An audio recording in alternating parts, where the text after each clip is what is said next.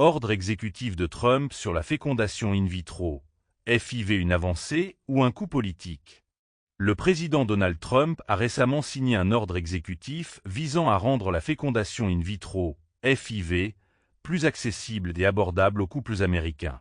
Ce décret s'inscrit dans une volonté affichée de répondre aux préoccupations liées à l'infertilité, un sujet devenu de plus en plus central dans le débat public, notamment après des décisions judiciaires controversées qui ont remis en question la protection des embryons et les droits des cliniques spécialisées. Contexte et objectif de l'ordre exécutif. L'administration Trump cherche à faciliter l'accès au traitement de fertilité en mettant en place une série de recommandations politiques destinées à réduire les coûts des procédures de FIV, souvent inaccessibles aux foyers modestes, étendre la couverture médicale en incitant les assurances à mieux prendre en charge ces traitements, faciliter les réglementations qui encadrent la fertilité assistée, notamment en levant certains obstacles administratifs. Toutefois, l'ordre exécutif reste assez vague quant aux mécanismes concrets qui seront mis en place. Il se limite à demander aux agences fédérales d'émettre des recommandations, sans mesures immédiates et contraignantes. Débat autour de cette mesure, des avis partagés. L'annonce de cette initiative a suscité des réactions contrastées au sein de la communauté médicale et politique.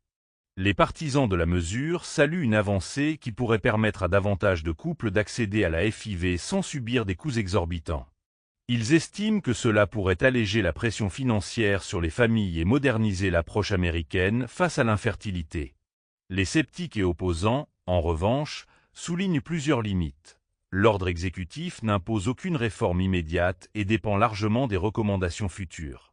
Il n'inclut aucun engagement financier clair du gouvernement pour subventionner les traitements. Certains experts mettent en doute l'efficacité réelle de la baisse des coûts sans intervention législative plus forte. Au Texas, plusieurs médecins et spécialistes en fertilité expriment des inquiétudes sur les implications juridiques et éthiques de cette réforme, notamment dans un contexte où des législations récentes ont restreint certains droits liés à la procréation médicalement assistée. Ce que nous allons analyser dans cet épisode de notre podcast. Quelles sont les véritables intentions de cette mesure? S'agit-il d'une avancée concrète ou d'un coup politique pour séduire certains électeurs? Les répercussions sur l'accès à la FIV et les droits des patients. L'impact possible sur le débat autour des droits reproductifs aux États-Unis. Rejoignez la discussion. Que pensez-vous de cet ordre exécutif? Est-ce une avancée réelle ou une simple manœuvre politique? Partagez votre avis en commentaire et abonnez-vous pour ne rien manquer de nos analyses sur l'actualité politique américaine. Merci d'avoir regardé cette vidéo. N'hésitez pas à vous abonner à la chaîne, donner un petit pouce en l'air, activer la cloche, passer un commentaire et partager avec les vôtres.